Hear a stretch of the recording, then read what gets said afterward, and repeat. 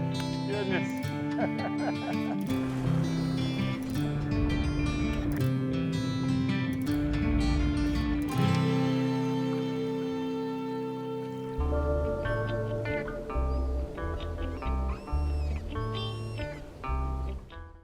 This week we're exploring the St. Johns River. This is the largest river system in Florida and one of the few in the world that flow north. Absolutely beautiful, scenic views. The wildlife's incredible around here, but we came for the fishing. This St. Johns River system is huge. This thing is 310 miles long. It starts in Indian River County in the middle of the state and flows north, dumping out into the Atlantic around Jacksonville. This thing covers half the state of Florida. Today though, we're focused on an area right around the Jolly Gator Fish Camp. So you have Lake Harney to the north and the Econ Lockhatchee River to the south. But apparently this is the epicenter. This is where you want to be to catch these shad, and that's what we came to target. Shad and also these hybrid striped bass. This week's guest host is Jeff Cunningham. This guy has the area dialed in. He spends a lot of time on these waters. Launching the Triton, I'm super excited for what the day has in store. It's incredible. The beauty around you is breathtaking. The conditions today are pretty tough. We have strong northeast breeze, temperatures have dropped, but apparently these are the conditions that these shad like. They don't mind the breeze. It makes it a little bit tougher fishing these super light tackle that we're gonna be doing, but apparently the cooler temperatures do help the bite. God, what a pretty morning sitting here. Jeff Cunningham on the St. Johns River, something totally unique, totally different. What are we gonna be doing today? We're gonna be shad fishing, maybe a little striped bass, crappie, So pretty much this is Central Florida, the St. Johns River, where the Econ River spills into it. Super light tackle stuff. These shad, I hear about them, they're like baby tarpon. They jump just like a tarpon. Yeah, I'm excited. Poor man's tarpon, they call them. So we're sitting here, it's February, it's a little chilly, a little windy, but this is what they like. We're just gonna be throwing artificials at them. Artificials, spoons, jigs, whatever. Awesome, well, let's get on it, let's do it. It wasn't a far run. We were maybe a mile from the launch and we post up on a, just a conversion spot where the Econ and the St. John's meet. And he said, this is the kind of areas that you want to target. We power pole down, get set up, get the tackle out, and really all we're gonna be doing is throwing these small little artificials and bouncing the bottom looking for the bite. So we're just throwing these little tiny jigs. That's all you do, is creep the bottom slow. Drag them on the bottom and, you never know what you're gonna catch out here. Look at this. 1,000 size little battle I got here, battle 2 with 6-pound spider wire. I don't think I've ever used anything this tiny. Little baby dart. This is some light tackle. I'm throwing a little bitty Johnson spoon. Just real super light, ultralight stuff, creeping the bottom. So there's shad, stripers, crappies, hybrid bass. Largemouth, you never know. Talking with Jeff, he said, you'll get these waves of fish that come in. You may not get a bite for 10 minutes and all of a sudden things go crazy. So, we're just making the cast, prospecting, trying to, some different spots, and hopefully, we find out where they're at. I got a monster. Check this out. It's like a crappie, but smaller. If that was about 10 inches long, we'd be eating good. That's the other white meat right there, buddy. Tell you what though, when these things are such good eating, you get at certain places, you get a bunch of these, you make a meal of it. So the tackle for these things, you really have to scale back. We're going for a 1-2 pound fish, so you don't want to bring tackle out here that, that you're just horsing them in on. And also you're making casts with these super light jigs. So, we're using very small pen reels, like I said, 4-6-pound line, and the casts are important. You got to be able to cast these super light jigs a good distance, and that's the only way to do it with the super light tackle. So I'm making the cast, and never fishing here, never caught one of these fish before. I'm not quite sure what to expect, but then you know what? I do get the bite. Whoa! That one's got a little more to him. And all of a sudden, a little bite turned on here. It's hard with this wind to really feel it, but man, when they thump it, and these aren't big fish, but I tell you what, when you match the tackle to what you're going after, it's just as much fun, even though it's really light tackle. Oh, it's a striper. Oh, this is cool. I've never caught one of these. Come here. Oh, let me see that Right thing. there, man. God, that is cool. That's the first time I've ever caught one of those. I tell you, when you match it to the tackle, that little 6 pound, they are fun to catch. Little tiny dart just bouncing it across the bottom. So we're sitting here right at the St. John's in the Econ. Let's let this guy get back in the water. So these hybrid bass are also known as sunshine bass, but the reason why they get the name hybrid bass is because they're produced in hatcheries. They're a cross between a female white bass and a male striped bass. They look a little different, and how you tell what a sunshine hybrid bass is because he's gonna have broken lines in the front section of his body and then straight lines towards the rear of his tail. Real-Time Florida Sportsman is brought to you by Yozuri. Fish the best.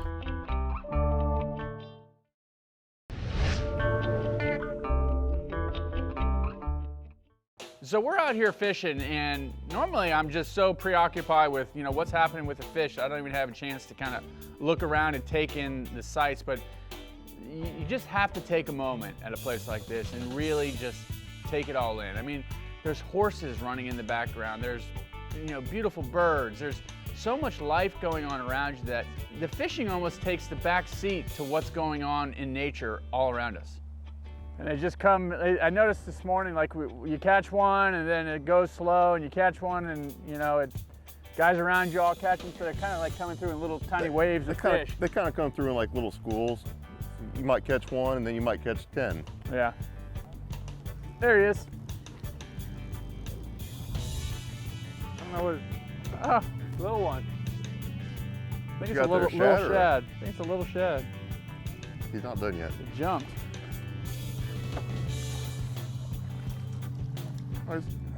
First shad? Yeah, it's my first shad. Nice. God, they do look like little tarpon. Careful there. Ooh, they are slippery. Just working that little dart across the bottom and boom.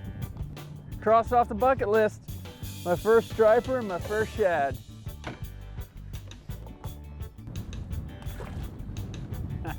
Cool, man. Got one. Got one!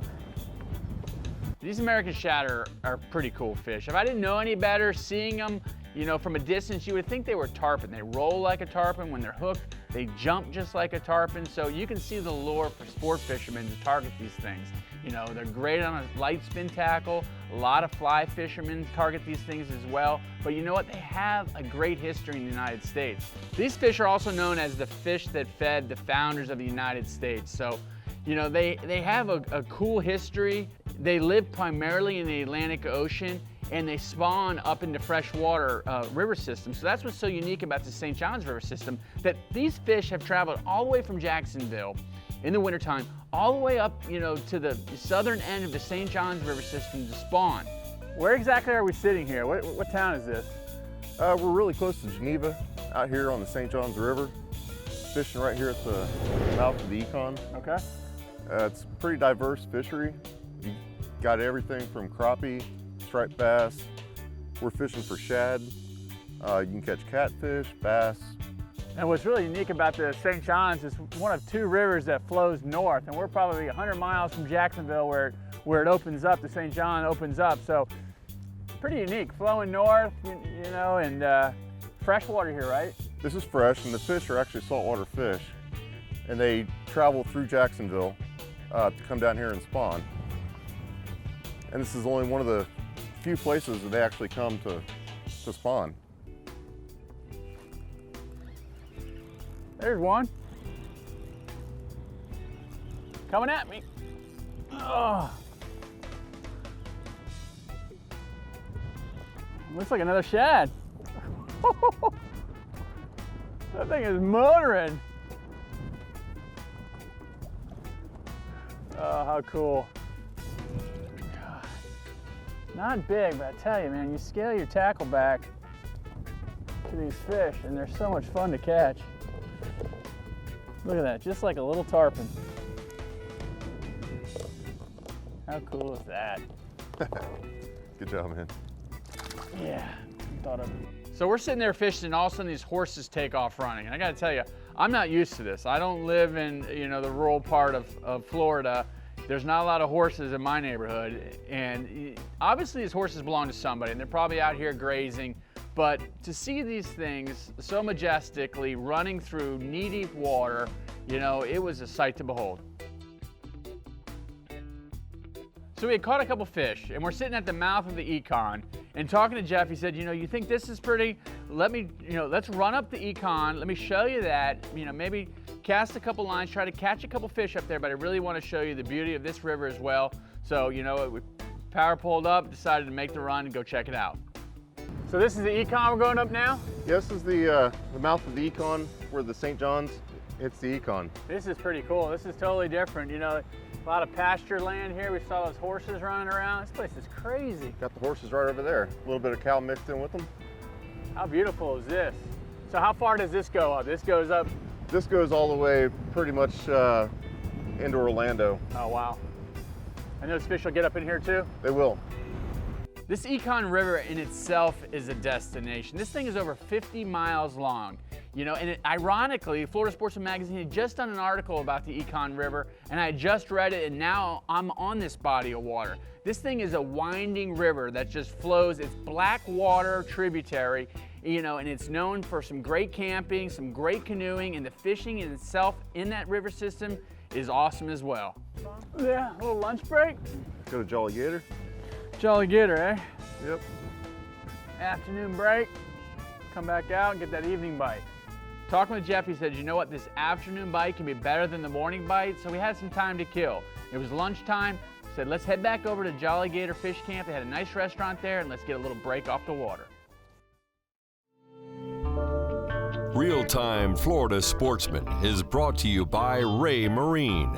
Don't just go fishing, go hunting underwater.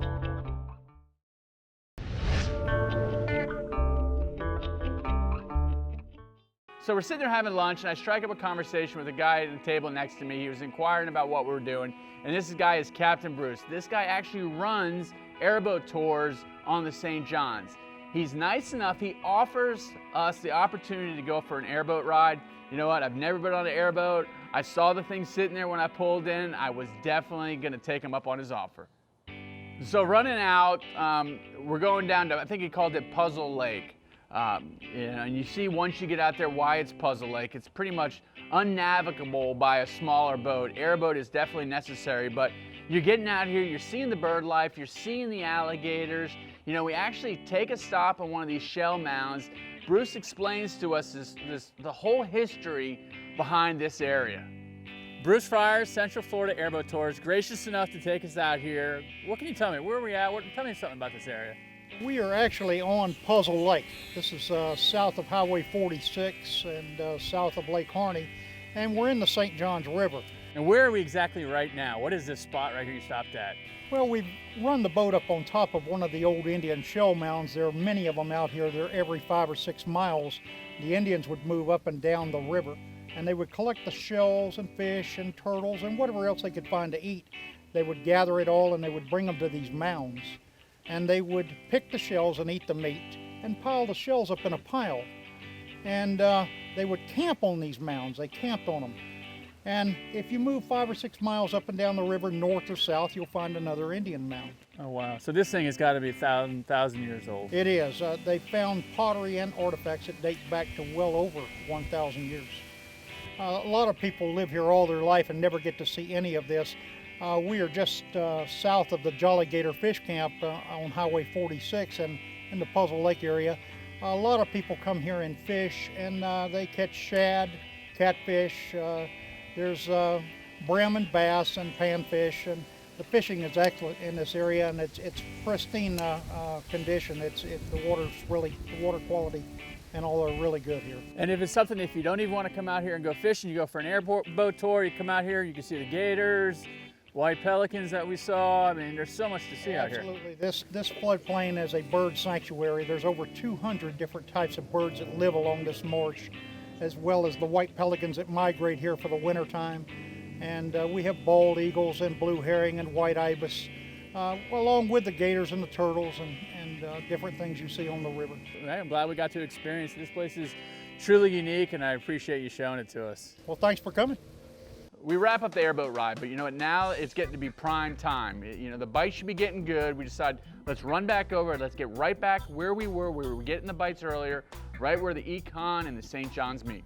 Florida's just such an amazing place. You know, I myself, you know, lived here forever and never fished this body of water. There's so many different types of bodies of water and varieties of fish that you can catch. You know, you can live here your whole life and not see it all. That's the great thing about Florida. Oh, yeah. That big old shad? Big old shad! That's why we came. Look at that thing. How cool is that in the water? Woo, this is one of those little, just like a little baby tarpon. Jumped right off. Oh, how cool is that?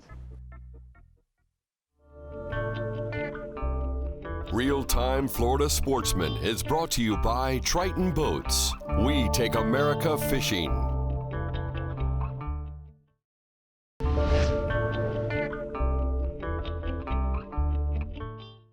The timing is right, the light is getting low. You know, this is when you want to be here. You know, and not only is it's even more beautiful than it was earlier, the bite is turning on, and immediately we know. You make a couple casts, you get hit, you get a bite. You know, my excitement level's going up. I know that the timing is just right. Feels like a better one. Looks like a little better fish here. Oh, it's another striper.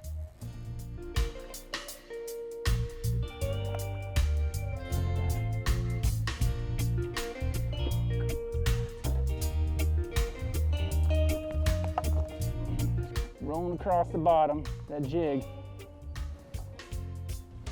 And it's a striped bass for sure. How cool that fish is. Somewhat reminds me of like a fat snook, mouth like him.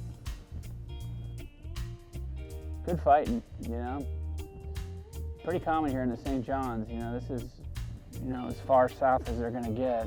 I know at least on the East Coast, this is as far south as they get. You come in this St. John's body of water river system, this is where you can target them. Cool, huh? Pretty fish.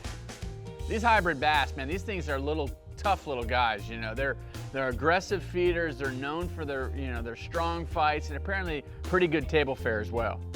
The bite is supposed to be better at night, and I tell you, it's getting, look at this jumping, oh! You come through in a school, you get in them. It's like catching little baby tarpon. It's exactly what it's like, little creek tarpon. They take a fly too, which a lot of people do. A little windy today, may try it here in a little bit if this bite continues to be good. Look at this one, another good one. Oh, there he went, pulled him right there. How cool is that? Gotta go easy on him, man. He's straightening these hooks right out. It's pretty amazing that we're just sitting here just outside of Orlando, probably 30 minutes outside of Orlando, and it's like real old Florida. I mean, this place is something totally different than Mickey Mouse and what you would think of as the metropolis of Orlando, and you can come right out here and, you know, there's so much to do out here. Look at this. The sky is like pink, it's beautiful. White pelicans in the background. The drag that's screaming, it's almost poetic. Oh, must be another striper. Yeah, they are, they're broad bodied. It's almost like they turn their bodies and they put up a fight. Another striped bass. Funny, because they almost have a body similar in style to the shad. This must be a hybrid. Apparently, if the stripes are broken, it's a hybrid. If they're solid, it's a true striper. Look at the colors. Wow. All right, let's get back in the water. All right, buddy. Here we go. Cool. Ah, yes. So we caught a ton of fish, the sun is setting, and we decided, you know, make our way back to the boat ramp. And I'm gonna tell you, we were greeted with the most beautiful sunset that you could possibly imagine. You know, the beauty of this place is just magnified this time of the day. The light is getting low, the birds are flying away, and I tell you what, you know, this area is just one of those places that sometime in your life you just have to come and visit. This is truly old Florida. This area where the St. John's and the Econ converge is a beautiful and unique destination. I thought I could catch the drone, is what I thought. And you said, grab the legs. And I didn't know you meant like those were feet. Oh, you did? I thought you said grab the leg. I think you said grab the legs, and I grabbed the legs. Well, there's not enough clearance for your fingers between the blades and the legs, apparently. I lost the tip of my finger. But you know what? If you're gonna be dumb, you better be tough. The canoe and just exploring. Yeah, or take your family out and just have fun. Fish on. Bottom on. That's a good one right there. Nice. I gotta put my pickle down. Sorry, buddy. Oh,